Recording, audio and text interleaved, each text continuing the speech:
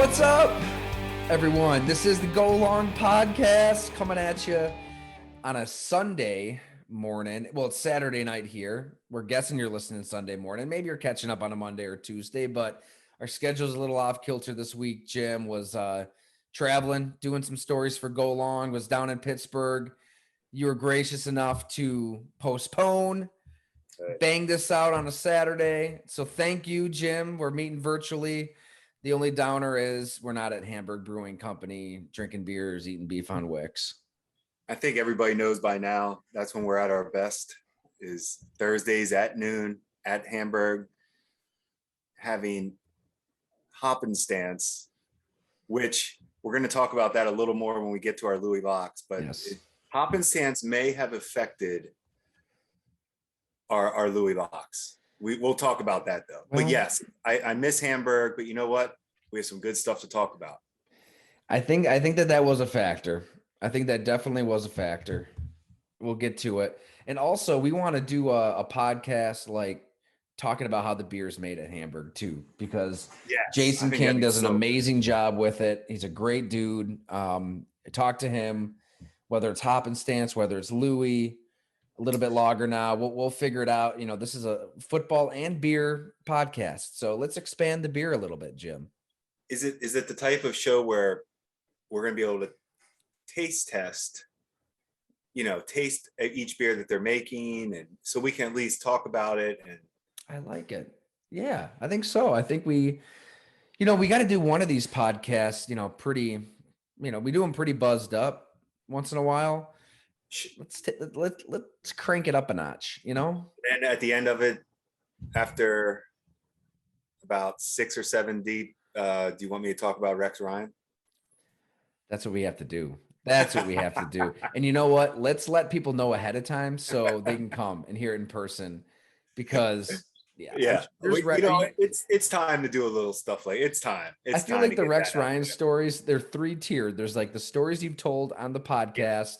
There's a story you've told on the Zoom happy hours for subscribers to go along. Then there's the stories you've told me when there's nothing being recorded anywhere. And then there's stories I don't even know that you are withholding that we have to hear. Yeah, I think we can get into some stuff. It's good enough. I keep seeing Rob Ryan coaching on the sidelines at the Ravens, and their defense. It's funny how the Ravens defense, it hasn't really been what you're used to seeing with Baltimore. And I just see him out there coaching. I'm like, I saw him coaching and I almost fainted. Like, he still has a job in the NFL, Rob Ryan. Okay. Like, he's coached for like half the teams. Jimmy Sexton's a powerful agent. Powerful. Oh my God. All right. Well, I don't think people want to hear us talk about the Ryan boys. No, let's get into the good stuff. There's a certain quarterback that's been in the news. Whoa. We haven't really talked about Aaron Rodgers. There was a period there in the offseason where some listeners were rightfully calling us out because this became an Aaron Rodgers podcast. Got to say, he's dragging us back into it.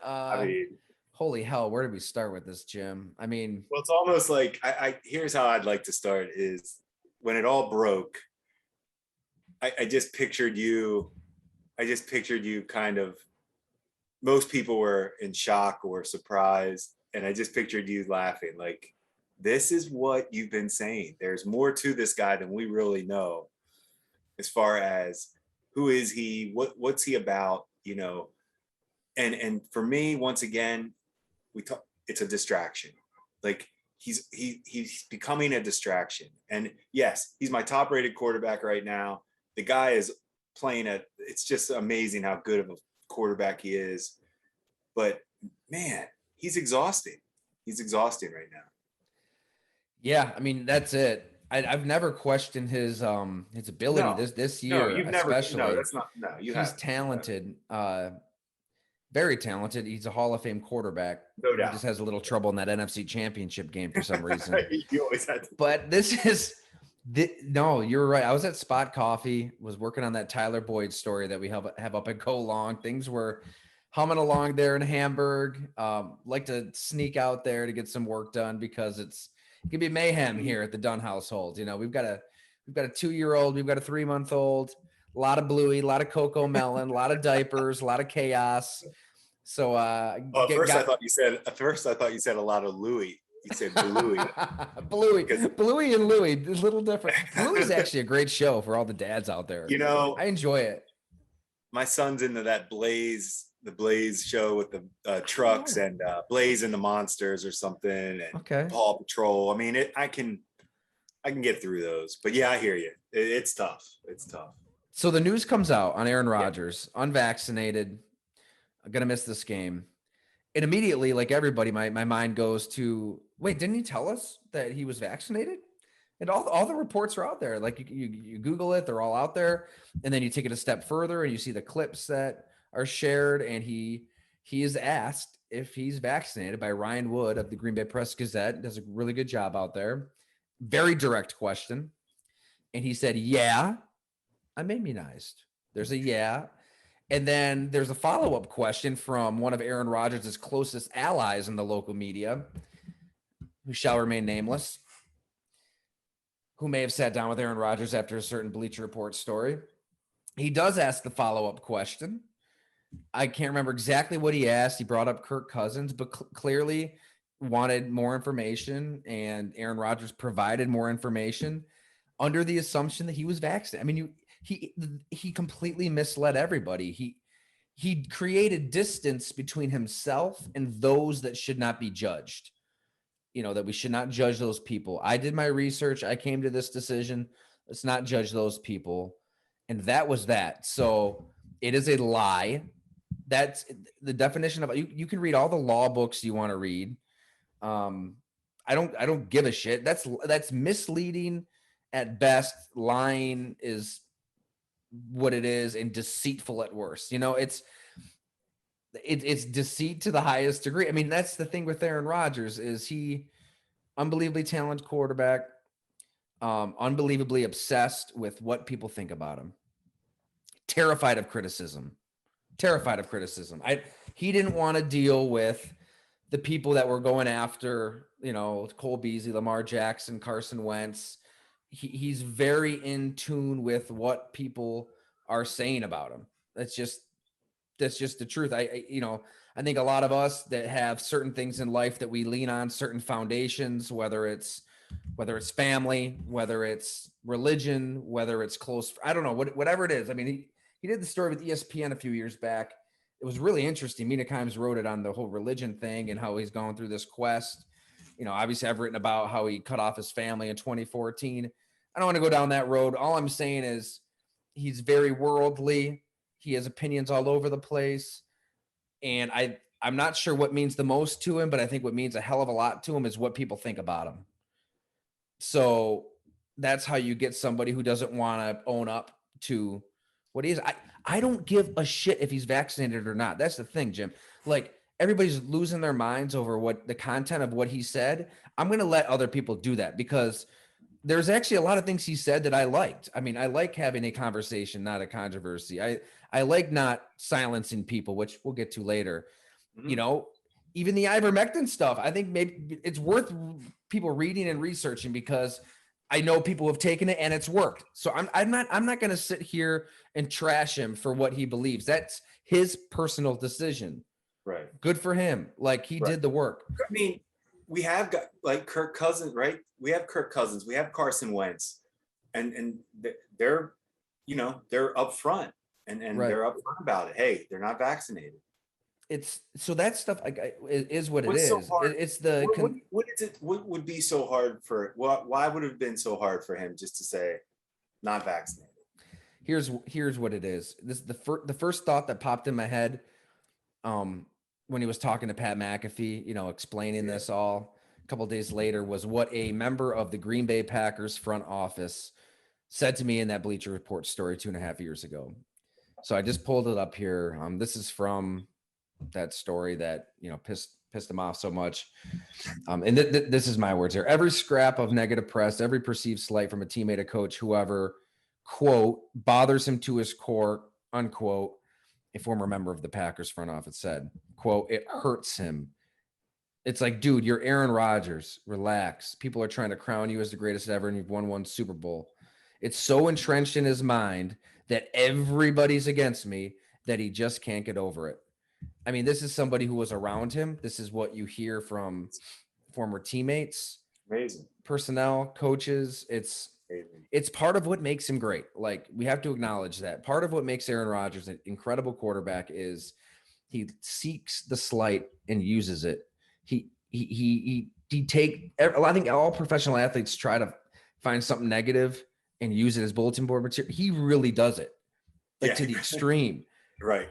And he does. And so that's good, but then it's bad because he's this sensitive about what people think. Like, who cares you can't care what people think about you. No. If you're Aaron Rodgers, you're so good. Like, what do you care?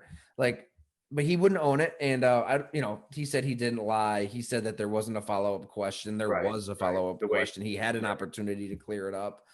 And I think that he was hoping that this ruse just kind of continued on and on and on. And that would be that. Well, I feel like now, and I know we've talked about this with the COVID and the NFL, how it's almost like they make it up as they go along, right?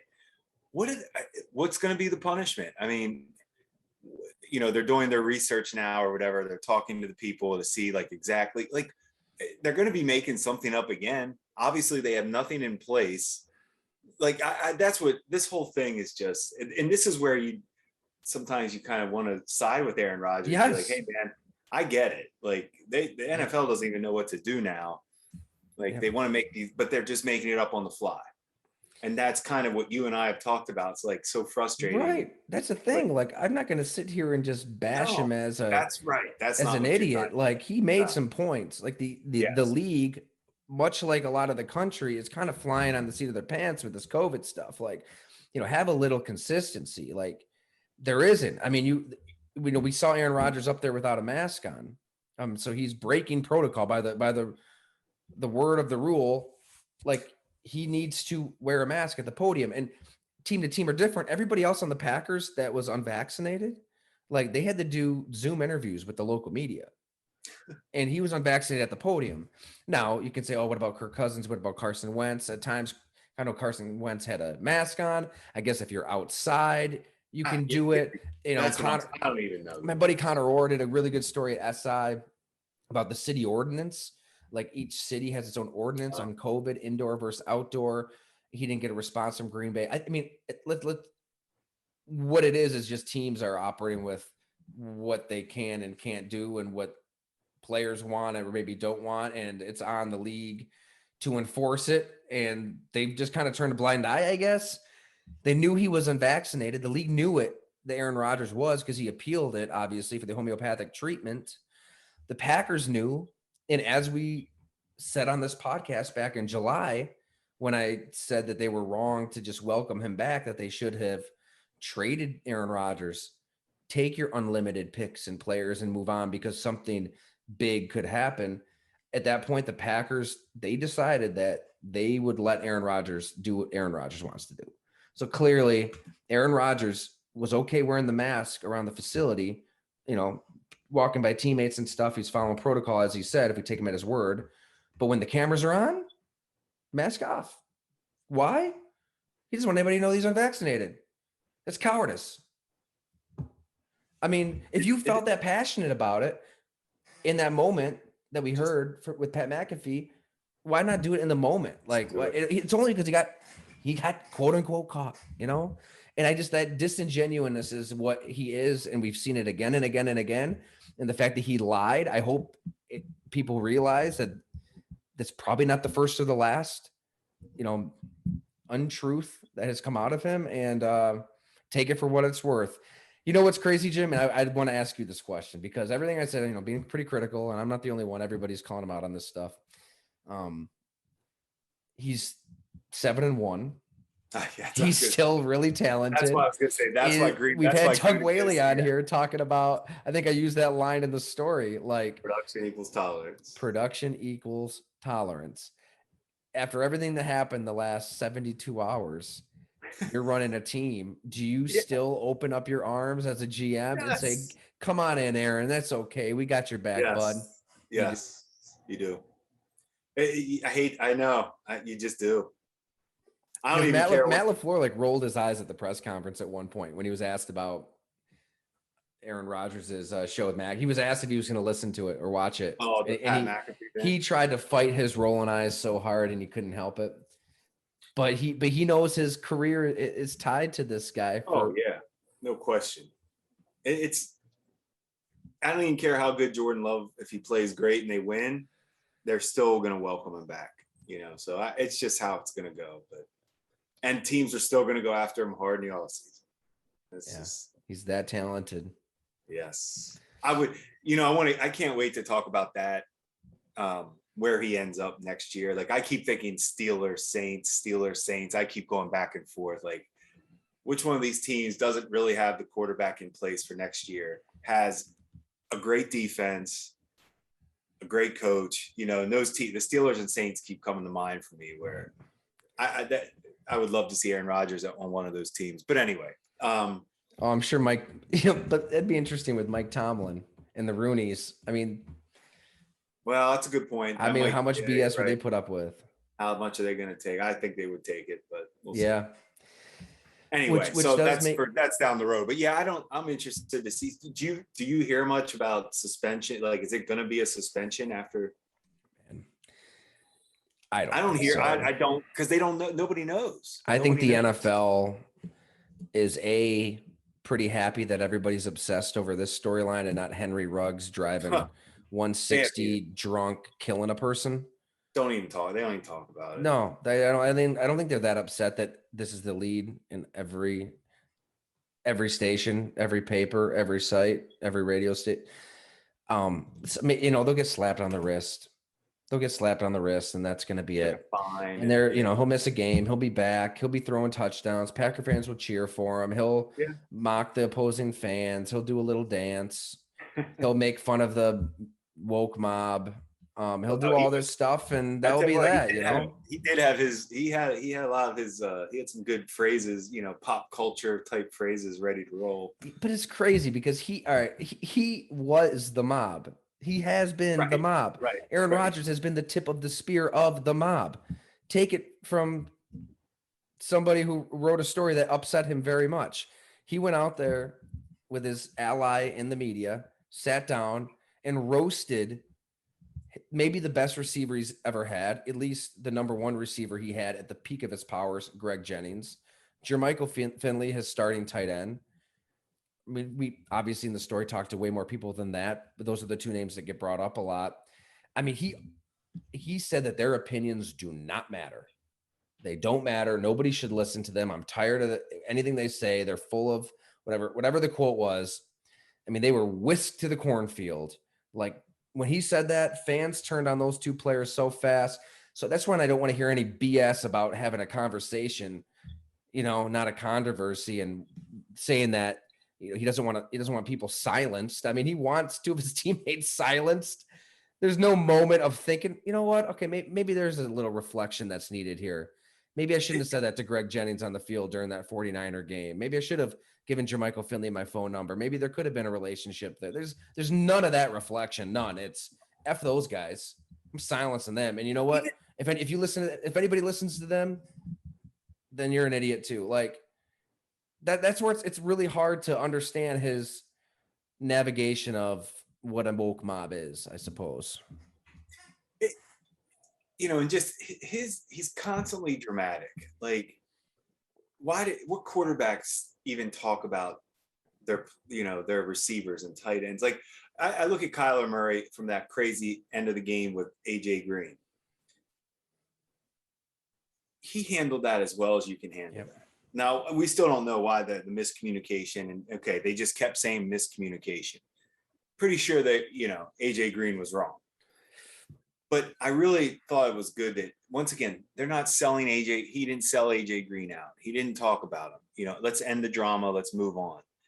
And I like that in the quarterbacks. That's the guys I've been around. I mean, hey, Donovan McNabb, when he was in Philly, he was around some drama with T.O., but it got, he did his best to keep that thing, to keep it at least, hey, let's get through the season. And the great ones don't cause drama. And that's why it's so strange to see Rodgers constantly talking, constantly coming with whatever it is, holding out, COVID, selling guys out. It's just, I don't know.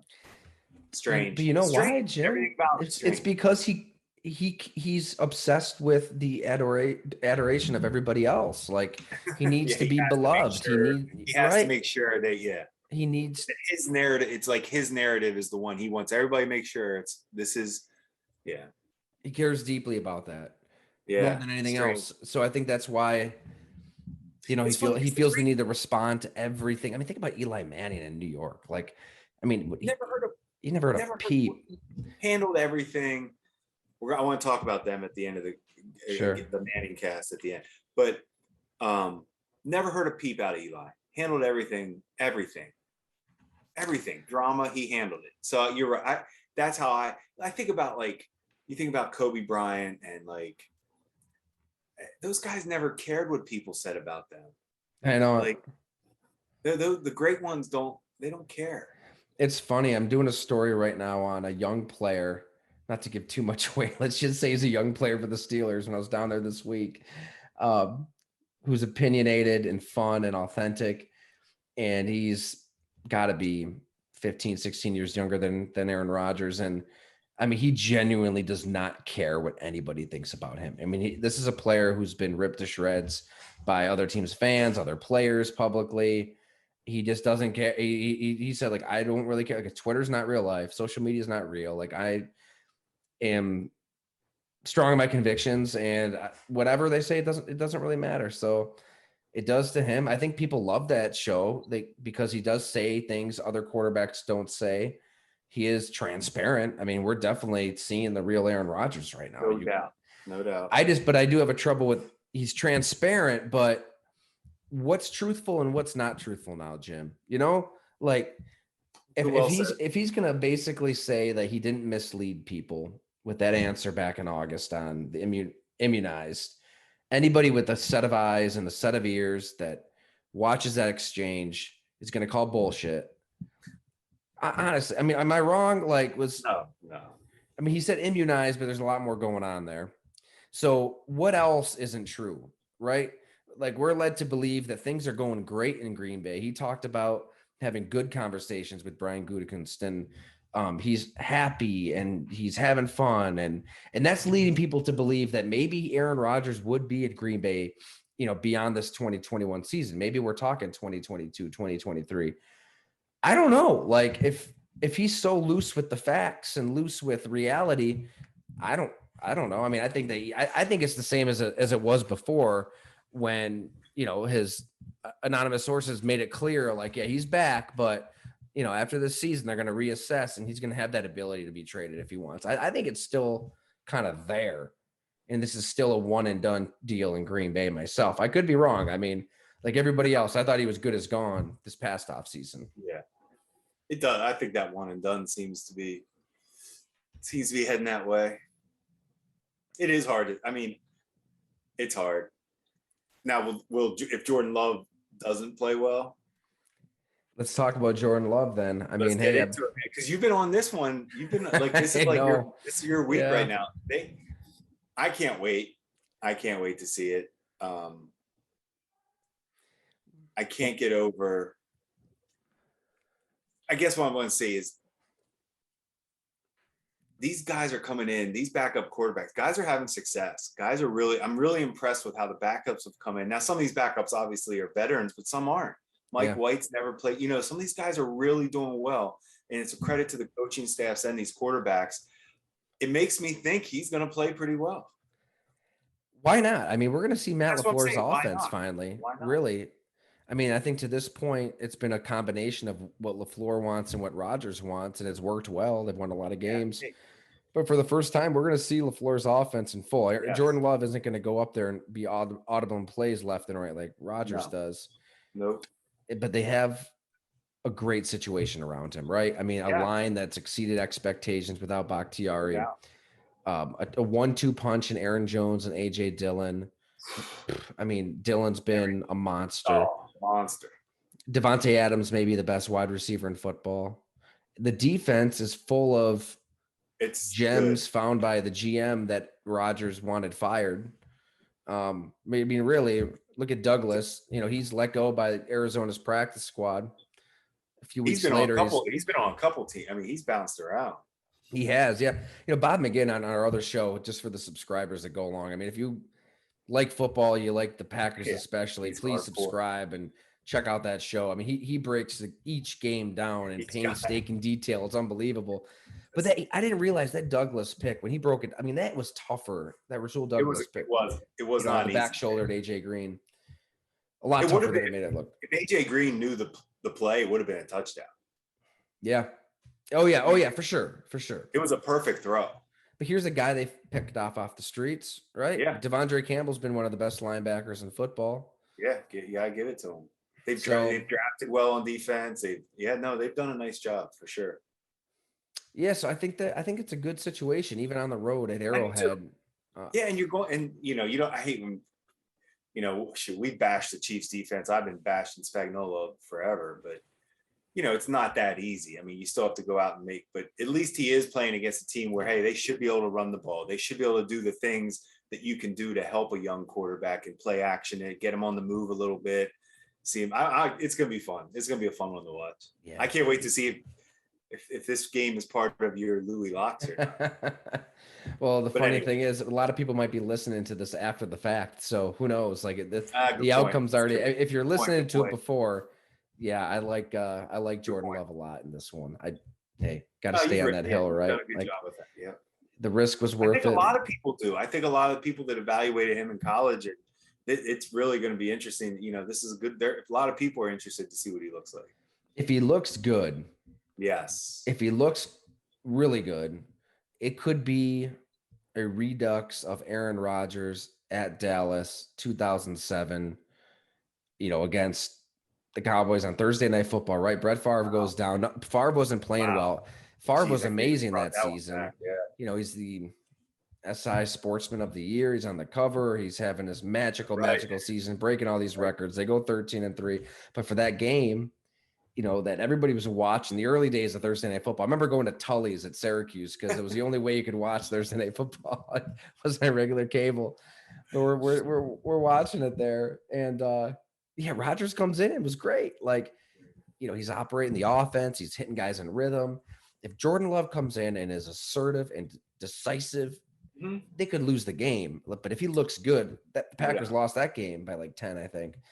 Then it could make that decision easier. I think the fact that Aaron Rodgers had that game, it allowed Ted Thompson and Mike McCarthy to play hardball a little bit more, when Brett Favre tried to come back that next summer. And I remember being an intern out in Green Bay at the time thinking the Packers were insane. Like, Favre just took you to an NFC Championship game. Like, what are you doing? You don't know what you have in Aaron Rodgers. They did. They saw him behind the scenes, and then they saw him in that game. So if they've seen Jordan Love behind the scenes, they've seen how his growth. They're not going to tell us much about it, but now they see him in a game.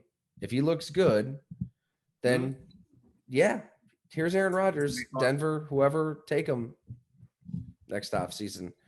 It will be really interesting to see what that haul could be. But first things first, they need Jordan Love to look good. Yeah, and you're right. I don't think it's about the win or loss at all. I agree with you on that. It's about, is he doing things the right way? Decision making, turnovers. See how he plays. It's going to be good. All right, Jim. Well, I think we're Packers out. Yeah. Anything else you want to add, or you want to get on to Odell here quick before we sign off? I'm interested to get into the Odell a little. I heard Steve Smith on Thursday Night Football, say, hey, Baker, you're not that good. And basically calling him out, hey. And he's right. This thing is strange. And it's obviously a personal, there's something we can't imagine how much those two don't like each other. I don't think Odell, obviously, he does not look like the same player that we all think of as Odell, but Mayfield has missed him plenty. When I watch these guys every week, he's low. I mean, he's not high on the rankings. He misses, his accuracy is off. Now, last week, Jarvis Landry killed him. I mean, Jarvis Landry played horrible, dropping the ball, fumbling the ball. So it's funny but Mayfield is not like this.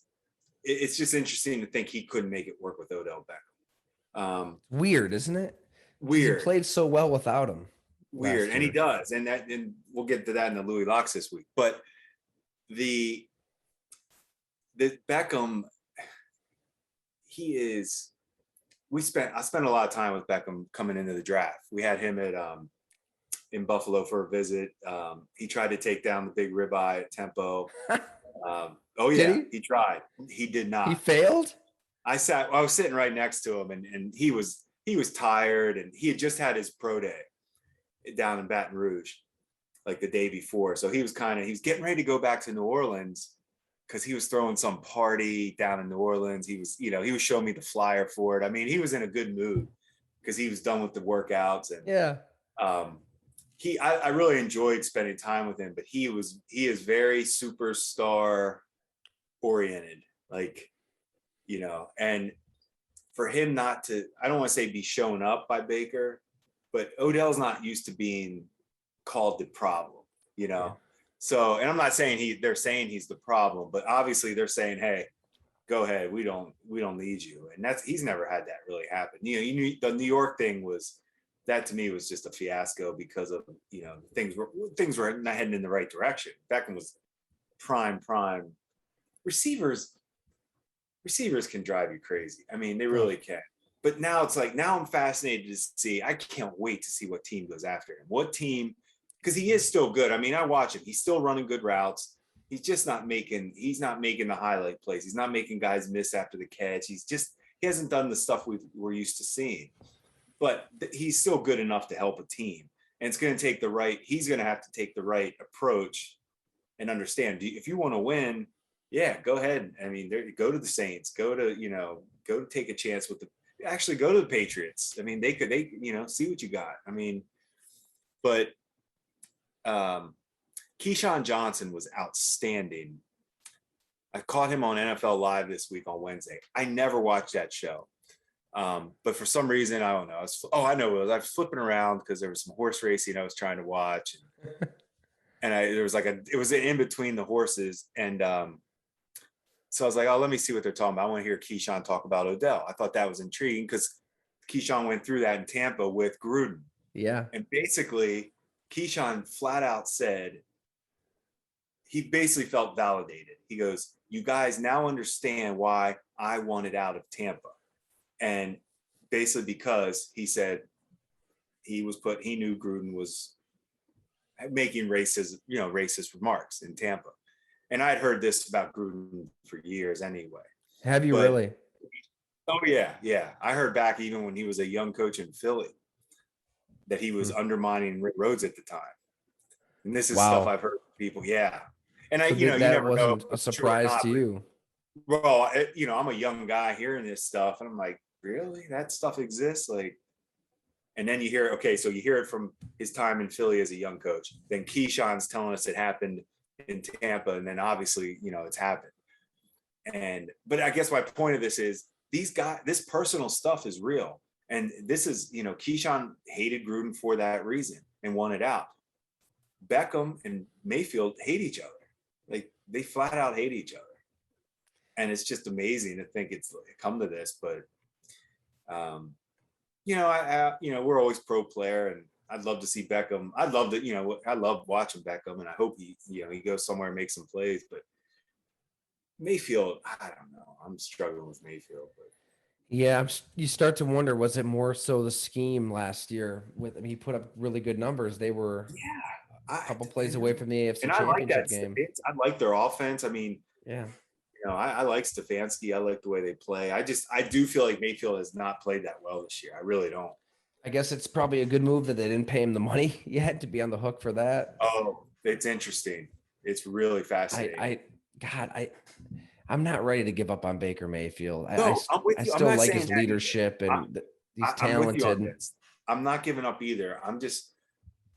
He's not playing at that high level that if you want to compete for an AFC championship, and I mean, these guys, just look at Josh Allen, look at Lamar Jackson, Mahomes, I don't care what anybody says, he's still ridiculous.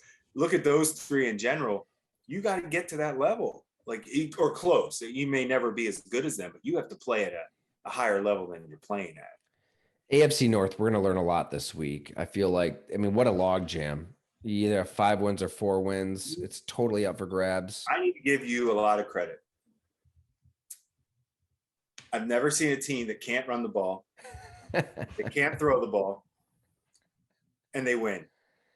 Week in, week out. They're fighting right now for the playoffs. The Pittsburgh Steelers, Tyler, you've been telling me all year you believe in it, and I give you credit. I didn't believe in it, and they're finding ways. I mean, that defense is legit, and I feel for Justin Fields this week because he just played. By the way, he just played an incredible game against He did. San Fran. Yeah, he really did. It was the best game I've seen a rookie play this year, by far almost. He was outstanding. Not just running the ball; his throws were amazing too. maybe a little motivated by Kyle he Shanahan and guess who wasn't there calling? Guess who wasn't on the sideline? Matt Nagy.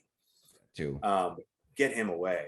But here's the other thing: they still can't protect Fields, and that's the wrong combo going into Pittsburgh. Yeah, Monday Night Football. So, I'm sorry, I didn't mean to get into that game. I was trying to say you're right. The Steeler thing, very good call. I appreciate that. I don't know. I just feel like spending time around that team at the end. Well, it was right when we had Ella, my last bowl season at Bleacher Report. Gosh, would that have been 2019? Yeah. So their wide receiver coach dies in training camp. Ben Roethlisberger has a season-ending injury. They have more injuries. They make the Minka Fitzpatrick trade. The idea for that story at Bleacher Report was like, I just wanted to spend some time around this team. How in the hell are they even still in this thing? Mid-season was right about now. So I think I drove down to Pittsburgh like 3 times here from Buffalo and just to kind of track them through this and talk to, I don't know, 15, 20 players. And you really, I get it. They're not going to say a bad word about their boss. I totally get that. But it is different there. It really is. Like with Mike Tomlin, it's a different world in Pittsburgh. Seeing their practices and hearing about their practices, it really is this war of attrition. They hit like other teams do not hit. They really try to build from within. Everybody says that. They actually do it defensively, right? Like you think about it, like James Harrison, Joey Porter before him, Vince Williams after that. I mean, like all these linebackers, they don't really see the field until year 3, year 4.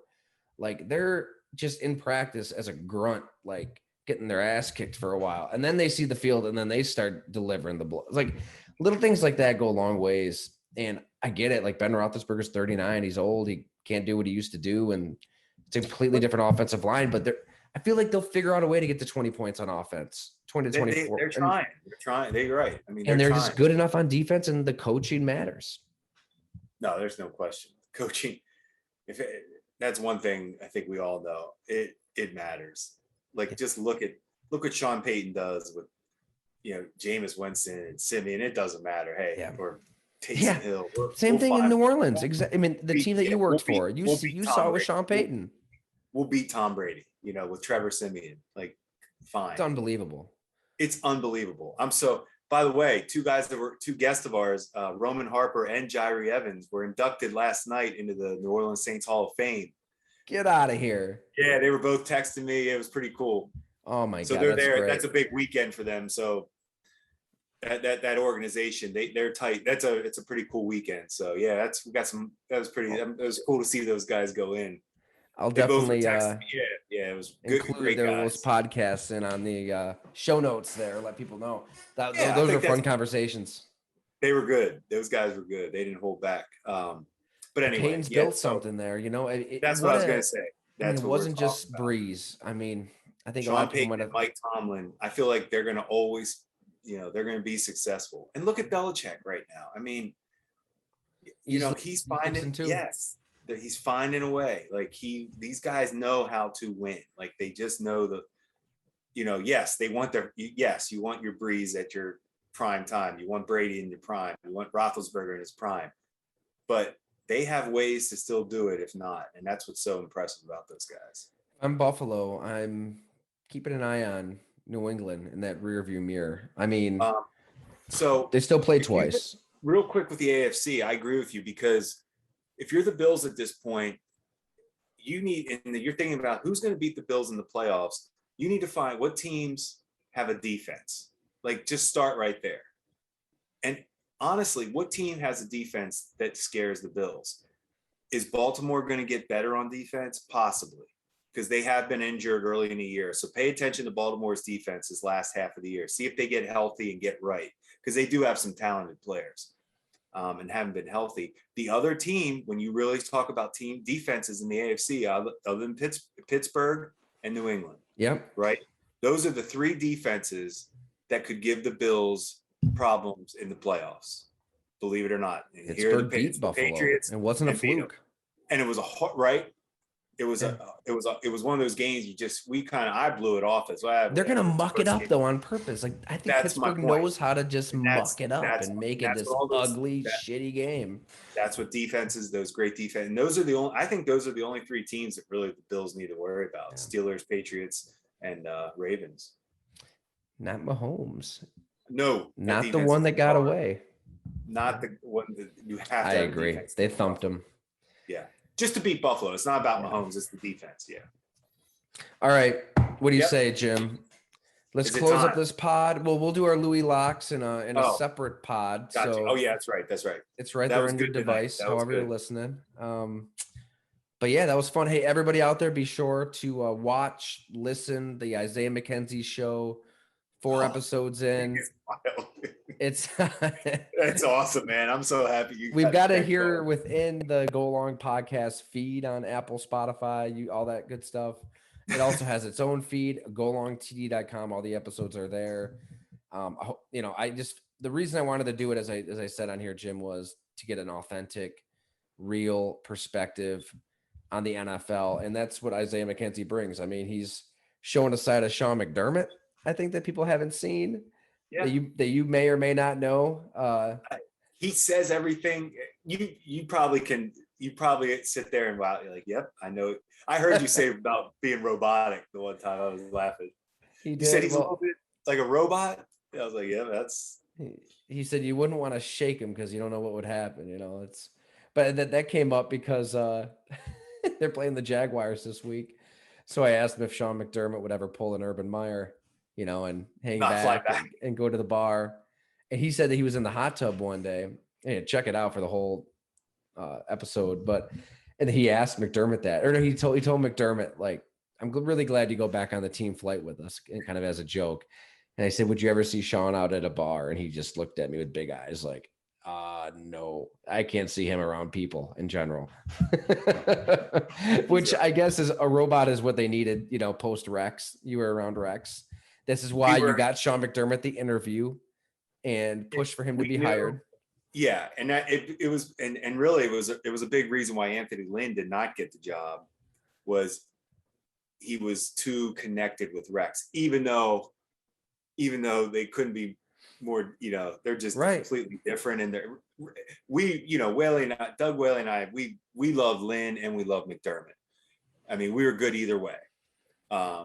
And the Bagulas just really wanted to give Sean his chance. And, obviously it was a great move, but that was the thing. Anthony Lynn, any ties to Rex, the Bagulas were like, no, thank you.